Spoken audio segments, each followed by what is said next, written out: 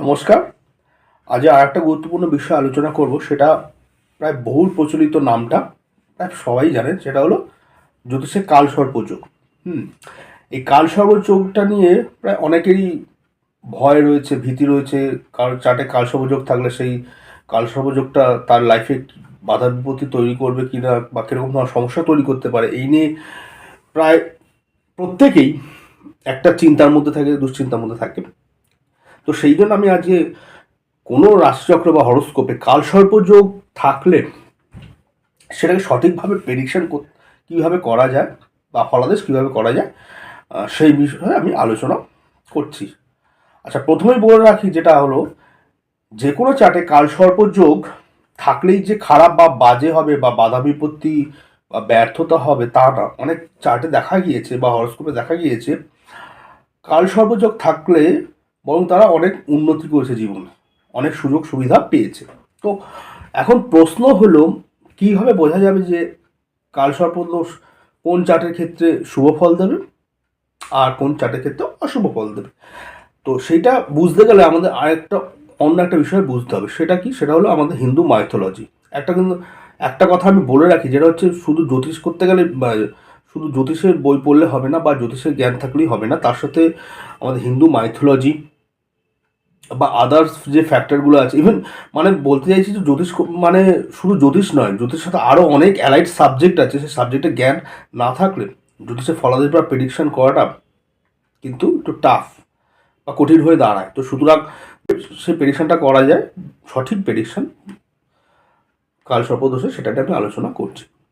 তো কি বললাম, এখানে আপনার মাইথোলজিরও কিছু জ্ঞান থাকতে হবে। আচ্ছা, তো সেই জ্ঞানটা কি?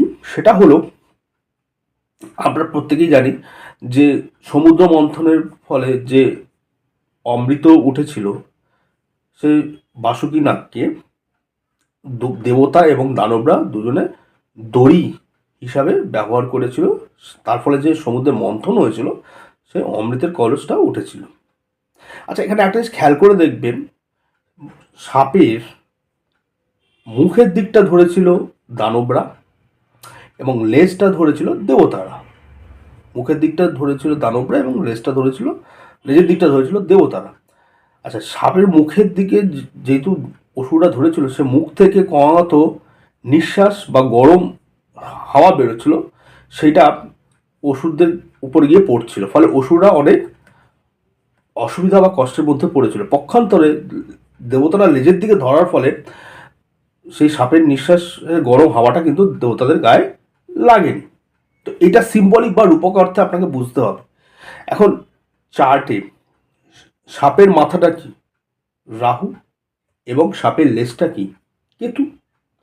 তো সুতরাং এখানে বোঝাই যাচ্ছে রাহুর দিকে যে গ্রহগুলো থাকবে, সেই গ্রহগুলো ওষুধদের মতো, রাহু মানে অর্থাৎ সাপের মুখের যে গরম শ্বাস বা হাওয়াটা সেটা পাবে, এবং সাপের লেজের দিকে অর্থাৎ কেতুর দিকে রাশিচক্রে যে গ্রহগুলো থাকবে, সেই গ্রহরা আরামে থাকবে, কারণ সেখানে গরম হাওয়াটা লাগবে না গ্রহগুলোর। কালসর্পদোষে কি হয়, রাহু কেতু একটা অ্যাক্সিস, সেই অ্যাক্সিসে এক প্রান্তে অর্থাৎ রাহুর দিকে, অর্থাৎ রাহু যেদিকে মুভ করছে সেই দিকে কিছু গ্রহ বা বেশিরভাগ গ্রহ থাকতে পারে, বা কেতু যেদিকে মুভ করছে সেদিকে সব গ্রহ থাকতে পারে, অন্যদিকটা ফাঁকা থাকতে পারে। আর রাহু বা আরেকটা হতে পারে, রাহু যেদিকে মুভ করছে সেদিকে সব গ্রহ রয়েছে, অন্যদিকটা ফাঁকা রয়েছে। এই যে বিষয়টা, এটাই কিন্তু ডিফারেন্স করে দিচ্ছে। যে কালসর্পদোষে রাহু যেদিকে মুভ করছে সেদিকে যদি সব গ্রহ থাকে এবং অন্য দিকটা যদি ফাঁকা থাকে, তাহলে সেই চার্টের ক্ষেত্রে গ্রহগুলো গরম হাওয়া পাচ্ছে সাপের, ফলে কি হচ্ছে, গ্রহগুলো এফেক্টেড হচ্ছে। আর যে কালসর্পদোষে কেতু যেদিকে মুভ করছে সেদিকে যদি গ্রহগুলো থাকছে, সেখানে গ্রহগুলো কিন্তু আরামেই রয়েছে। তো ফলত এখানে যদি সিম্বলিক অর্থে আপনি দেখেন, সেক্ষেত্রে রাহুর মুখে যে গ্রহগুলো রয়েছে গরম হাওয়া পাওয়ার ফলে সাপের জাতকের জীবনে অস্বস্তিকর পরিবেশ তৈরি হচ্ছে, বাধা বিপত্তি তৈরি হচ্ছে। উল্টো দিকে কেতু যেদিকে মুভ করছে সেই দিকে সবকটা গ্রহ থাকলে সেক্ষেত্রে গ্রহগুলো কোনো রকম বাধা বিপত্তি বা অস্বস্তি হচ্ছে না, ফলে জাতকের জীবনও কোনোরকম বাধা বিপত্তি বা অস্বস্তি হচ্ছে না, উল্টে সে আরামেই রয়েছে। সুতরাং এই আলোচনা থেকে বোঝা যাচ্ছে যে কোনো হরোস্কোপ বা চার্টে রাহু যেদিকে মুখ করছে, অর্থাৎ রাহুর মুখে যদি গ্রহগুলো থাকে আর অন্যদিক ফাঁকা থাকে, তাহলে সেই চার্টের কালসর্প দোষের ফলে জাতক কিন্তু অনেক বাধা বিপত্তি, জীবনে দুঃখ কষ্ট পোয়াতে হবে।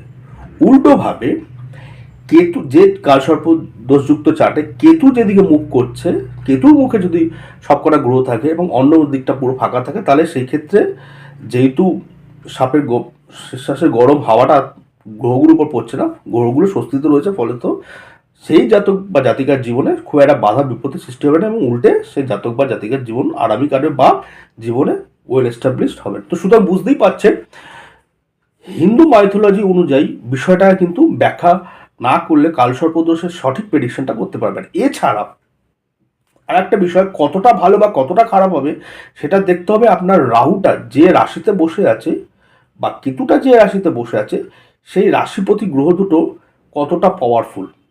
যদি সেই রাহু বা কেতুর রাশিপতি গ্রহগুলো যদি বেশি পাওয়ারফুল হয়, সেক্ষেত্রে রাহুর মুখে যদি গ্রহগুলো থাকে বা রাহুর যে রাশিপতি গ্রহ সে যদি বেশি পাওয়ারফুল হয়, তাহলে কিন্তু কি হবে, তার জাতক বা জাতিকার জীবনে দুঃখ কষ্ট বাধা বিপত্তির পরিমাণ আরও বাড়িয়ে দেবে। আবারও বলছি, রাহুর মুখে যে কালসর্প দোষে রাহুর মুখে গ্রহরা আছে, সেই রাহু যে রাশিতে বসে আছে, অর্থাৎ সেই রাশিপতির যদি স্ট্রং হয়, পাওয়ারফুল হয়, তাহলে জাতক বা জাতিকার জীবনে দুঃখ কষ্ট বাধা বিপত্তি আরও বাড়িয়ে দেবে।